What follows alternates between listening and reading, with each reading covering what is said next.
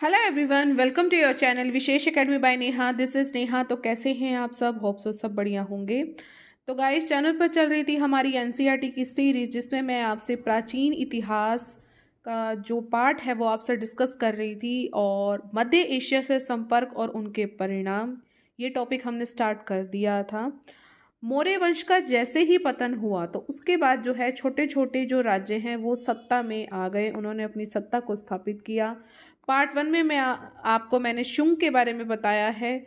शुंग जिसका संस्थापक था पुष्यमित्र शुंग। इसके बाद आया अग्निमित्र, और अग्निमित्र के फिर उत्तराधिकारी आए। फिर कर्ण वंश को हमने स्टार्ट किया था, और लास्ट हम यहाँ तक पहुँचे थे मौर्योत्तर कालीन विदेशी आक्रमणकारी। मैंने आपको बोला था ये टेबल बहुत ज़्यादा इंपॉर्टेंट है आप सबके लिए। तो चलिए, आज का जो पार्ट टू है वो हम स्टार्ट करते हैं। आज हम पढ़ेंगे शकों को। शक के बारे में जितने इम्पोर्टेंट क्वेश्चन आपके लिए बन सकते हैं, तो आज हम उनको कवर अप करेंगे और आगे हम बढ़ते रहेंगे। देखिए, यूनानियों के बाद अब कौन आए थे भारत में? वो आए थे शक। जिनकी कितनी शाखाएं थी? जिनकी 5 शाखाएं थी, ये आप सबको याद रखना है। और प्रत्येक शाखा की राजधानी जो थी वो भारत और अफगानिस्तान के अलग अलग भागों में थी। ठीक है, यानी कि 5 राजधानियां आप कह सकते हो कि भारत और अफगानिस्तान के अलग अलग भागों में थी, और प्रत्येक शाखा की राजधानी थी। और शाखाएं कितनी थी? 5 थी। दूसरी शाखा जो थी वो पंजाब क्षेत्र से संबंधित थी, और जो तीसरी शाखा थी ये मथुरा में थी। चौथी शाखा जो थी इसकी पश्चिम भारत में थी। और शकों की जो 5वीं शाखा है उसने ऊपरी दक्कन पर अपना प्रभुत्व स्थापित कर लिया था। ठीक है। कहा जाता है कि लगभग 57-58 ईस्वी पूर्व में उज्जैन के एक राजा ने शकों से युद्ध किया था और उनको पराजित कर दिया था, और उन्होंने बाहर खदेड़ दिया था। वे अपने आप को विक्रमादित्य कहते थे, और विक्रम संवत इसी के नाम पर 57 ईसा पूर्व में शकों पर जो है उसकी विजय से ही प्रारंभ हुआ था। ठीक है। शक जो थे किस नाम से जाने जाते हैं? क्वेश्चन आपसे पूछा जा सकता है कि शक जो है किस नाम से जाने जाते हैं। तो शक जो है सीथियन नाम से जाने जाते हैं। और भारत में जो है शक किस नाम से जाने जाते हैं? तो ये क्या कहलाते थे? क्षत्रप कहलाते थे। भारत में तो कहलाते थे क्षत्रप, और इस नाम से वो जाने जाते थे। क्या नाम है? सीथियन। अब बात करेंगे हम रुद्रदामन की, क्योंकि ये बहुत ही विख्यात शक शासक था। इसका जो टाइम पीरियड है वो है 130 से 150 ईस्वी तक।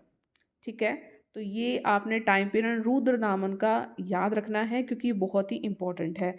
सबसे अधिक विख्यात जो शक शासक था वो था आपका रुद्रदामन प्रथम, और यह उज्जैनी के शकों में सबसे प्रसिद्ध जो था शक शासक था। और इसके विषय में जानकारी का जो हमें प्रमुख स्रोत मिलता है, ये आपने ज़रूर सुना होगा, रुद्रदामन का जूनागढ़ अभिलेख। ठीक है। तो रुद्रदामन का जो जूनागढ़ अभिलेख है ये हमें कहाँ मिलता है? ये गुजरात जिले में मिलता है। कहाँ, किस पर्वत पर प्राप्त हुआ है? तो गिरनार पर्वत पर ये हमें प्राप्त हुआ है रुद्रदामन का जूनागढ़ अभिलेख। बाही लिपि में लिखा हुआ है। संस्कृत भाषा का ये अभिलेख अब तक प्राप्त संस्कृत अभिलेखों में सर्वाधिक प्राचीन है। ठीक है। तो आपसे क्वेश्चन किस तरह पूछा जा सकता है कि संस्कृत अभिलेखों में सबसे प्राचीन अभिलेख कौन सा है? तो रुद्रदामन का जूनागढ़ अभिलेख है।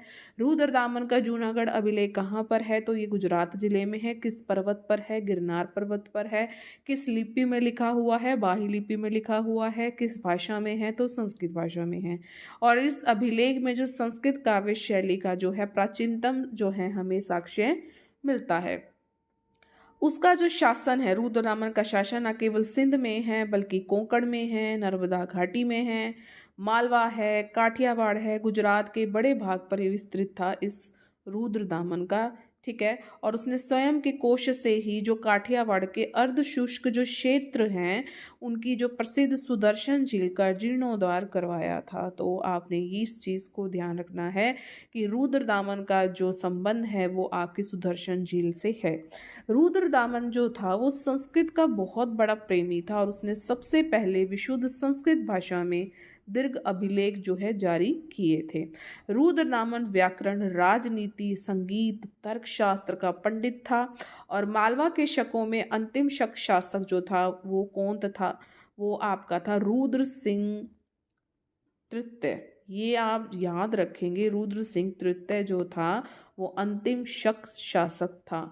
ठीक है, और जिसका गुप्त शासक जो था वो था चंद्रगुप्त, जो विक्रमादित्य हैं, इसने इसकी हत्या करके प्रथम बार में ही मालवा क्षेत्र में व्याघ्र शैली में चांदी के इसने सिक्के चलवाए थे। ठीक है, तो चंद्रगुप्त विक्रमादित्य ने रुद्र सिंह तृतीय की हत्या करके, ठीक है, मालवा क्षेत्र में ही व्याघ्र शैली में चांदी के सिक्के चलवाए थे।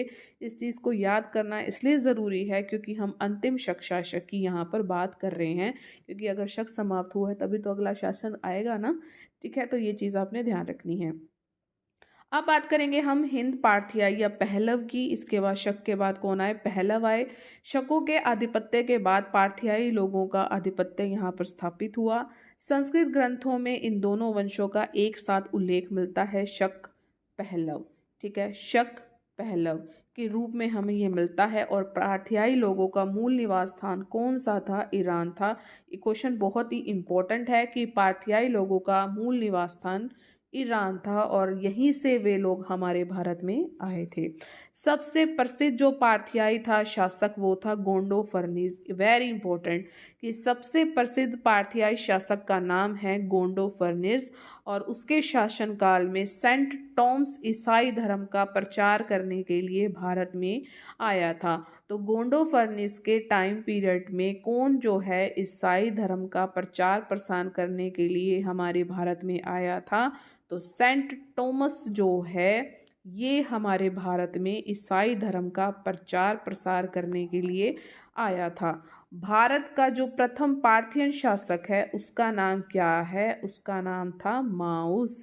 क्या नाम था? माउस। और इसका माउस का उल्लेख हमें कहाँ मिलता है? खरोष्ठी लिपि में है और मोए नाम से मिलता है। मोए मोए, ठीक है, तो माउस मोए। ठीक है, इस तरह से आप ध्यान रख सकते हैं और ये आपके खरोष्ठी लिपि में है। एक बार फिर से रिवाइज कर लेते हैं। जो इसका वास्तविक संस्थापक है ये भी पढ़ लेते हैं। वास्तविक संस्थापक है मिथ्रेडेट्स वन। ठीक है, एक बार दोबारा से रिवाइज करते हैं हम इसे। हिंद पार्थिया या पहलव का ये दोनों एक ही हैं। शक पहलव के रूप में हमें इनका उल्लेख मिलता है। इनका जो निवास स्थान हमें पता लगता है वो है ईरान और ये ईरान से ही हमारे भारत में आए थे। और सबसे प्रसिद्ध जो पार्थियाई शासक था उसका नाम था गोंडो फर्निस। क्या नाम था? साथ साथ आप भी बोलो, गोंडो फर्निस। और उसके शासनकाल में कौन आया था प्रचार करने के लिए ईसाई धर्म का? सेंट टॉम्स आया था। कौन आया था? सेंट टॉम्स आया था ईसाई धर्म का प्रचार करने के लिए। और भारत का जो प्रथम पार्थियाई शासक था वो था माउस। ठीक है, माउस। और खरोष्ठी लिपि में इसको मोए नाम से जाना जाता है। और भारत का जो प्रथम कहते हो कि वास्तविक संस्थापक कौन सा था? वो था मिथ्रेडेटस। नाम थोड़े से ऐसे ही हैं, एक दो बार बोलोगे तो याद हो जाएंगे। मिथ्रेडेटस वन। ठीक है, अब बात करेंगे हम गोंडो फर्निस की, क्योंकि ये पहला ही था। तो गोंडो फर्निस के शासनकाल का जो हमें एक अभिलेख मिला है वो है तख्त ए बही। ध्यान रखेंगे, तख्त ए बही ये हमें कहाँ मिला है? पेशावर से मिला है। और खरोष्ठी लिपि में ये उत्कीर्ण है आपका तख्त ए बही। इसे गुदवहर भी कहा गया है। इस तख्त ए बही को क्या कहा गया है? गुदवहर भी कहा गया है। और गुदवहर का फारसी में क्या नाम है? फारसी में नाम है भाई विंद फर्न। क्या नाम है? विंद फर्न जो है फारसी में इसका नाम है। तख्त ए बही की खरोष्ठी लिपि में ये लिखा हुआ है। बाद में ये दक्षिण भारत चला गया और तमिलनाडु में उसकी मृत्यु हो गई और इस प्रकार ईसाई धर्म भारत में पहली सदी में ही आ गया था। ठीक है, तो ये चीज़ आपने ध्यान रखनी है। बस इसके बारे में सिर्फ इतना ही है क्योंकि ये सबसे प्रसिद्ध पार्थियाई शासक था आपका गोंडो फर्निस। तो गोंडो फर्निस के बारे में इतना आपको पता होना चाहिए। अब बात करेंगे हम कुषाणों की। पार्थियाओं के बाद जो आए हैं आपके कुषाण आए हैं, इनका शासन स्थापित हुआ। जो ये क्या कहलाते थे? ये यूची कहलाते थे। क्या कहलाते थे? कुषाण यूची कहलाते थे। और यूची जो ये है ये क्या था? ये एक आपका कबीला था। ठीक है। यूची एक क्या था, एक कबीला था जो कि आपके 5 जो है कुलों में बटा हुआ था। और जो ये 5 कबीले हैं तो इन कबीलों में से ही एक जो है आपका कबीला जिसको आप कुषाण कहते हो, तो कुषाण इन्हीं कुलों में से एक था। और उनका साम्राज्य जो था अमू दरिया से गंगा तक, मध्य एशिया के खुरासान से उत्तर प्रदेश के वाराणसी तक फैला हुआ था। कुषाणों ने पूर्व सोवियत गणराज्य में शामिल मध्य एशिया का जो बड़ा भाग था, ईरान का हिस्सा, अफगानिस्तान और लगभग संपूर्ण उत्तर भारत के भूभागों को अपने शासन के अधीन कर लिया था। ईरान का भी हिस्सा इन्होंने लिया कुषाणों ने, अफगानिस्तान का भी इन्होंने लिया, ठीक है। और जो आपके संपूर्ण भारत के जितने भी भूभाग थे, भूमि से जो जुड़े हुए थे, उन सब पे इन्होंने अपने शासन को क्या किया है, स्थापित किया है। आरंभिक कुषाण शासकों ने बड़ी संख्या में स्वर्ण मुद्राएं, सोने की मुद्राओं को जारी किया है। आपको ये क्वेश्चन आ सकता है कि बड़ी संख्या में किन शासकों ने स्वर्ण मुद्राओं को जारी किया है, तो कुषाण शासकों ने किया है। और उनकी स्वर्ण मुद्राएं जो होती थी धातु की शुद्धता में गुप्त शासकों की स्वर्ण मुद्राओं से अच्छी थी, ठीक है, उत्कृष्ट थी। और कुषाणों को सर्वाधिक ताम्र सिक्के चलाने का श्रेय प्राप्त है। तो ये आपके लिए क्वेश्चन बन गया है कि ताम्र सिक्के चलाने का श्रेय किसको जाता है, तो कुषाणों को सर्वाधिक ताम्र सिक्के चलाने का श्रेय जाता है। मथुरा में कुषाणों के जो सिक्के थे, अभिलेख हैं, संरचनाएं हैं, मूर्तियां हैं, ये सब चीज़ें हमें मथुरा में मिली हैं। और उनसे हमें इस चीज़ का आभास होता है, उनसे प्रकट होता है कि जो मथुरा है वो भारत में कुषाणों की द्वितीय राजधानी थी, ठीक है। तो ये चीज़ें हमें वहाँ मथुरा से मिली, तो हमें अंदाज़ा हो गया कि जो मथुरा थी कुषाणों की दूसरी राजधानी थी। और कुषाणों की जो पहली राजधानी थी वो थी आपकी आधुनिक पाकिस्तान में अवस्थित पुरुषपुर या पेशावर।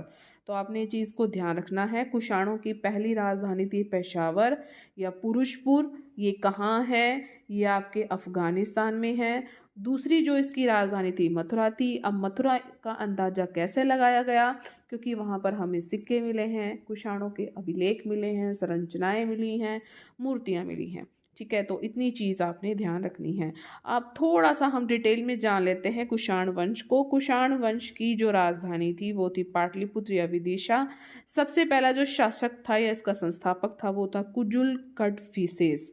नाम ध्यान रखेंगे, कुजुल कडफिसेस। इसने सिर्फ और सिर्फ तांबे के सिक्के चलाए थे, कोई भी इसने जो है स्वर्ण सिक्के जारी नहीं किए थे। कुजुल कडफिसेस के बाद इसका पुत्र आता है विम कडफिसेस। भारत में सर्वप्रथम इसने सोने के सिक्के चलाए थे। कुजुल कडफिसेस, इसके पिता ने, इसके पापा ने स्वर्ण के सिक्के नहीं चलाए थे। पहले तांबे के सिक्के कुजुल कडफिसेस ने चलाए, फिर विम कडफिसेस ने सोने के सिक्के चलाए। और शैव मत के अनुयायी होने के कारण सिक्कों पर इसने शिव, नंदी और त्रिशूल की आकृतियां मिलती हैं। एक एक क्वेश्चन आपका इसमें से बन सकता है कि ऐसा कौन सा शासक है कुषाण वंश में जिसने सोने के सिक्के चलाए थे सर्वप्रथम, तो वो था विम कडफिसेस। विम कडफिसेस किसका पुत्र था, तो कुजुल कडफिसेस। ऐसा कौन सा शासक है कुषाण वंश में जिसने तांबे के सिक्के चलाए थे, तो वो था कुजुल कडफिसेस, ठीक है। तो ये चीज़ आपने ध्यान रखनी है। इसके बाद विम कडफिसेस के बाद आता है कनिष्क प्रथम। ये सबसे प्रतापी राजा और महानतम शासक था, ठीक है। वशिष्क, वस्का, कुषाण, वाजहेशक, जुष्क। इसके बाद आता है आपका हुविष्क, हुष्क। हुविष्क का साथ इसने शासन किया। फिर इसके बाद आता है कनिष्क द्वितीय, ये इतने इंपॉर्टेंट नहीं है। वासुदेव प्रथम, कनिष्क तृतीय, फिर वासुदेव द्वितीय जो है ये आपके कुषाण वंश का अंतिम शासक है। देखिए आपको जो है इसमें मेन चीज़ ध्यान रखनी है, सबसे पहले आपने ध्यान रखना है कि संस्थापक कौन था कुषाण वंश का, वो था कुजुल कडफिसेस। इनकी ये दो बातें आपने ध्यान रखनी है। इसके बाद आता है विम कडफिसेस, इसने सर्वप्रथम सोने के सिक्के चलाए थे। इसके सिक्के पर आपको शिव, नंदी और त्रिशूल की आकृतियां मिलती हैं। इसके बाद कनिष्क का जो नाम है सबसे ऊपर आता है क्योंकि सबसे महान शासक था। और इसके बाद जो है वासुदेव द्वितीय कुषाण वंश का का अंतिम शासक था। तो ये चीज़ आपको ध्यान रखनी है। अब थोड़ा सा डिटेल में जान लेते हैं जो सबसे बड़ा संस्थापक था इसका, यानी कि कुजुल कड़फिसेस। इसी ने ही जो है कुषाण वंश की स्थापना की है। ठीक है, कुषाण शासक ने आक्रमण कर पश्चिमोत्तर प्रदेश पर इसने अधिकार किया था। किसने? कुजुल कड़फिसेस ने पश्चिमोत्तर प्रदेश पर अधिकार किया, तांबे के सिक्के चलाए और उसने रोमन सिक्कों की नकल करके ही तांबे के सिक्के ढलवाए थे और महाराजा धीराज की इसने उपाधि ग्रहण करी थी। वेरी वेरी इंपॉर्टेंट कि महाराजा धीराज की उपाधि किसने ग्रहण करी थी? कुषाण वंश का शासक ऐसा कौन सा है जिसने महाराजा धीराज की उपाधि को ग्रहण किया था? तो वो था कुजुल कड़फिसेस। ठीक है, इसके बाद आता है आपका विम कड़फिसेस। जैसे ही कुजुल कड़फिसेस की मृत्यु होती है तो इसका पुत्र विम कड़फिसेस गद्दी पर बैठता है और चीनी ग्रंथ एक है आपका हाउ शू। क्या नाम है? हाउ शू। उससे पता लगता है कि उसने तिएन चू की विजय की थी और वहां पर अपने एक सेनापति को शासन करने के लिए नियुक्त किया था। तो विम कड़फिसेस ने सोने के सिक्के चलाए थे और इसकी किस पे विजय की? इसने तिएन चू पर विजय की थी। इसने सिंधु नदी पार करके तक्षशिला और पंजाब पर इसने अधिकार कर लिया था। कहाँ कहाँ किया है? तक्षशिला और पंजाब पर। और यह भारत में कुषाण शक्ति का वास्तविक संस्थापक माना जाता है क्योंकि इसने सोने और जो तांबे हैं इसके सिक्के चलवाए। उसके सिक्कों पर हमें एक यूनानी लिपि और दूसरी ओर हमें खरोष्टी लिपि मिलती है। ऐसे किस शासक के सिक्के हैं जिस पर हमें दो लिपियां मिलती हैं? तो यूनानी और खरोष्टी। कौन सा शासक है? वो आपका है विम कड़फिसेस, कुजुल कड़फिसेस का बेटा। और इसके शासकों पर हमें शिव की आकृति मिलती है, नंदी, बैल और त्रिशूल अंकित हैं क्योंकि ये शैव धर्म में आस्था रखता था और इसने महेश्वर की उपाधि धारण की है। अब आप इस चीज़ को कैसे ध्यान रख सकते हो कि हम जो हैं शिव जी को महेश कहते हैं, तो इसने महेश्वर की उपाधि धारण की थी और ये शैव भक्त था। अब इसके सिक्कों पर भी आपको कुछ अच्छा मिलेगा कि शिव की आकृति, नंदी, आप इस तरह से इसको को रिलेट करके पढ़ सकते हो। और ये जो है आपका कुजुल कड़फिसेस का बेटा था, उसने सिर्फ और सिर्फ तांबे के सिक्के चलाए थे। इसने सोने के सिक्के भी चलाए हैं, तांबे के भी सिक्के चलाए हैं। दो लिपियां हमें इसमें मिली हैं, यूनानी लिपि मिली है, खरोष्टी लिपि मिली है। तो ये चीज़ आप ध्यान रखोगे। भारत में सर्वप्रथम स्वर्ण सिक्के चलाने का श्रेय, ये डायरेक्ट आपसे क्वेश्चन पूछा जाता है, विम कड़फिसेस को जाता है। अब बात करेंगे हम कनिष्क के। तो कनिष्क ने अपनी जो राजधानी है पुरुषपुर, आपने इसकी राजधानी को ध्यान रखना है। इसने 400 फीट ऊंचा और 13 मंजिलों का एक इसने मीनार बनवाया और जिसके ऊपर एक लोह छत्र भी स्थापित किया और उसके समीप में एक विशाल संघाराम विहार निर्मित किया। तो आपको ये याद रखना है कि संघाराम विहार कहाँ पर है? तो पुरुषपुर में है। और ये किसने बनवाया था? ये बनवाया था कनिष्क ने। संघाराम कनिष्क के चैत्य के नाम से जो है प्रसिद्ध है। ठीक है, तो चैत्य के नाम से ये संघाराम विहार जो है प्रसिद्ध है, जिसका निर्माण यमन एक वास्तुकार था अगिलस। क्या नाम है? किसने इस मीनार को बनाया था? क्योंकि बहुत ही इंपॉर्टेंट है, तो अगिलस ने इसको तैयार किया था। और कनिष्क ने कश्मीर में कनिष्कपुर और तक्षशिला के सिरकप में एक नए नगर की राजधानी की थी। देखिए, कनिष्क हो गया, कश्मीर हो गया और कनिष्कपुर हो गया, 3 क हो गए। और तक्षशिला में इसने सिरकप में, ठीक है, एक नए नगर की स्थापना की थी। सबसे अधिक विख्यात जो कुषाण शासक था वो था आपका कनिष्क। और ये इतिहास में 2 कारणों के नाम से उसका नाम प्रसिद्ध है। पहला, इसने 78 ईस्वी में एक संवत चलाया जो कि था आपका शक संवत। ये कनिष्क ने ही चलाया था और आप इसको ज़रूर जानते भी होंगे। और इस संवत का प्रयोग, इस शक संवत का प्रयोग जो आपके कनिष्क ने बनवाया है वो भारत सरकार द्वारा किया जाता है इसका प्रयोग। और दूसरा, इसने बौद्ध धर्म का मुक्त हृदय से संपोषण और संरक्षण किया है, यानी इसका मतलब कोई भी स्वार्थ नहीं था।